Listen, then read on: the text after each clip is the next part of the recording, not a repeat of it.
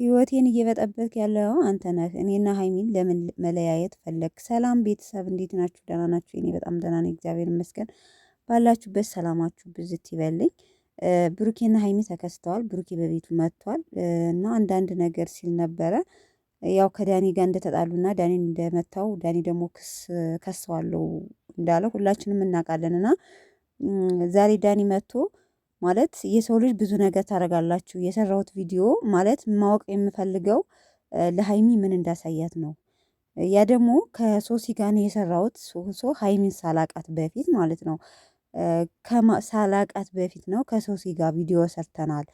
እና ያን ያህል ደግሞ የቲክታክ ቪዲዮ ነው። ሌላ ነገር ያረኩት ነገር የለም።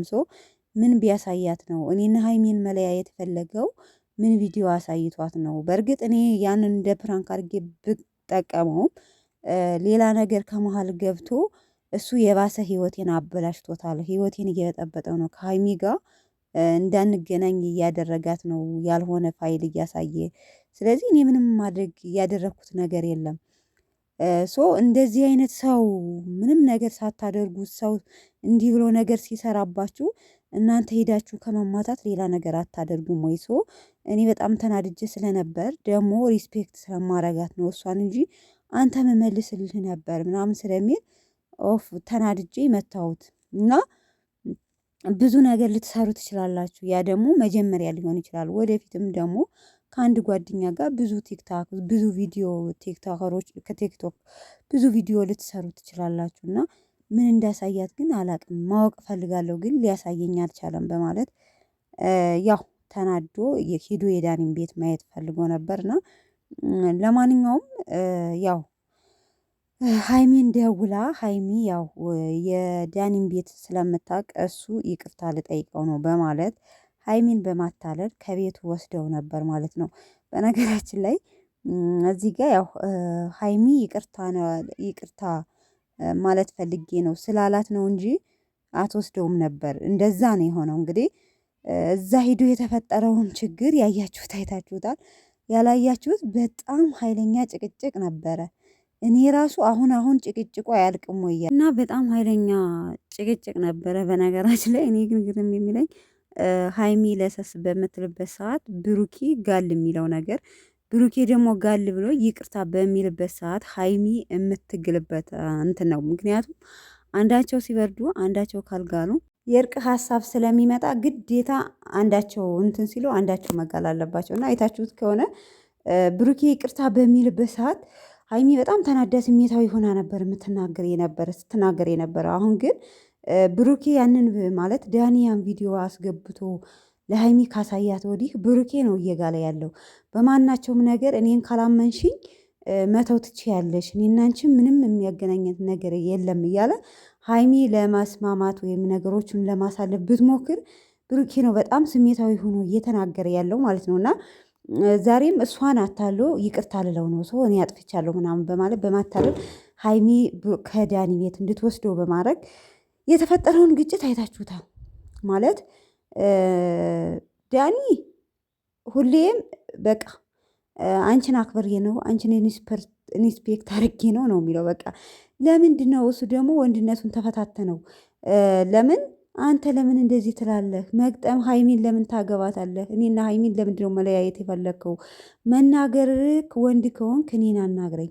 እሱ ደግሞ ከሀይሚ ፊት ለፊት እኔ አንተ ምንም ነገር አላደርግህም፣ ሀይሚ ባትኖር ኖሮ ዳኒ መሆኔን አሳይህም ነበር እያለ ብሩኬን እልህ ያስገባዋል። ነገሩ እንደዛ ነው እንግዲህ ብሩኬ አሁን ዛሬ እነ ደግሞ ሁላቸውም እንዳልኳቸው ጓደኞቹ አሉ።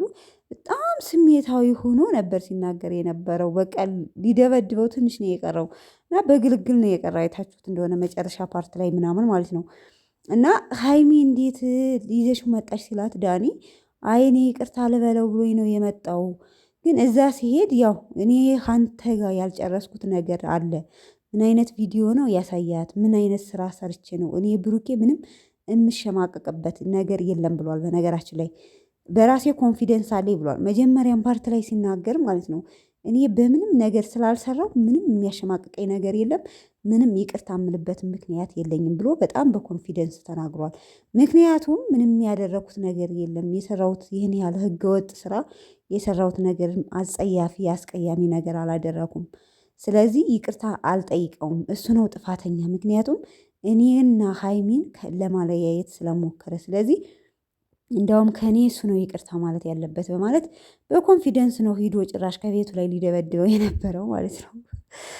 እና ያው ያለውን ነገር ሂዶ እዛ የተፈጠረውን ግጭት አይታችሁታል። ኧረ በቃችሁ። እኔ ራሱ ጆሮ የጮኸ እኔ እዛ ሁነው እንደዛ ሲሰሩ እኔ ጓደኞቹ ምን አሉ ነው የምለው።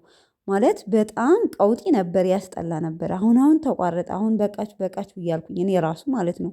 ጭቅጭቁ በጣም ይዘገንን ነበረ። ለማንኛውም ግን በጥቅሉ ያው ሀይሚን ስለምትወዳት ስለምታፈቅራት ሶሲን ትተህ ሀይሚን ለማግኘት ስለምትሞክር ነው። እኔና ሀይሚን ለሀይሚ ያለኝ ሪስፔክት ያልሆነ ቪዲዮ እየሄድክ የምትወሳወሰው የምታሳያት ሀይሚን ስለምትፈልጋት ነው በማለት ያው ብሩኬ ደግሞ የሀይሚ ነገር ጨስ ያደርገዋል ቅናት። ያው ሀይሚን በብሩኬ እንደምትቀናው ብሩኬም ደግሞ በሀይሚ መቅናቱ ግድ ነው አይደል እንዴ? ያው አውጥተን ባንናገረው ውስጣችን የምንወደው ሰው የሚቀርብበን ሰው አንወድም። ስለዚህ ቅናት ጨስ እያደረገው ያው ብሩኬን ከመደባደብ ጥርስ ከማውለቅ ደርሷል። ለምን? በጨረቃዋ ስለመጣበት ማለት ነው። ለማንኛውም ግን ያው በጥቅሉ ቤተሰቦቼ አሁን አሪፍ ደህና ናቸው። ኦልሞስት ከማልቀስ ኮሜንታተሮች የተወሰነ አንዳንድ አልፎ አልፎ ምክርም የምሰጡ ኮሜንታተሮች አላችሁ እና ደህና ነው። በቃ ፕራንክ እንደሆነ ሁላችንም ገብቶናል። ብሩኬ ተናግሯል። ምንሰራውን እኛ እናውቃለን ብሏል። መጀመሪያ ፓርት ላይ ምንም ይሁን ውስጣችንን እኛ እናውቃለን ብሎ ቁርጥ አድርጎ ተናግሯል። ሶ ፕራንክ ነው እየተሰራ ያለው፣ ድራማው አሪፍ ነው።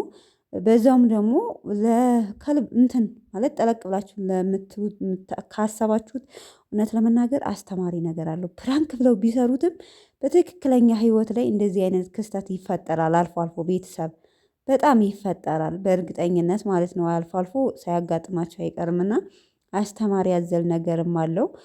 ሁሉም ቦታ ባይሆን አልፎ አልፎ አለው በጣም ማለት ነው። እና በዛውም ትምህርት ውሰዱበት በነገራችን ላይ ማለት ነው። የቡታጅራ ዩቱበሮች በዛውም ትምህርት እየሰጡ ነው ለእኛ ለተመልካች እና ተመልካች አንሁነን አንቀረኛም። በተቻልነው መጠን እንደዚህ አንዳንድ ኮሜንታተሮች ራሱ ክፍት አድርጋችሁ ዩቱብ ብትሰሩ የተሻለ ነው ብዬ ነው የምገምተው። በተለይ እንደዚህ ኮንፊደንስ ላለ ወጥቶ ለሚሰራ ጠንካራ ለሆነ ሰው በጣም ውጤታማ እያደረገ ነው። ምክንያቱም ከቡታጅራ ዩቱበሮች እያየናቸው ነው በአጭር ጊዜ ውስጥ እንዴት ውጤታማ እንደሚሆኑ እና አንዳንዶቻችሁ በተለይ አሁን አብዛኛው የዩቱብ ተመልካች አረብ ሀገር ሆኖ ነው የምንመለከተው እና የራሳችሁ ቻናል ከፍታችሁ እንትን ብትሉ አሪፍ ነው የሚል ሀሳብ አለኝ። ለማንኛውም ቤተሰቦች የዛሬው ቪዲዮ ይህን ይመስላል። በሌላ ቪዲዮ እስከምንገናኝ ባላችሁበት ሰላማችሁ ብዝት ይበልኝ። ቪዲዮን ላይክ ማድረጋችሁን አትርሱ። ባይ ባይ።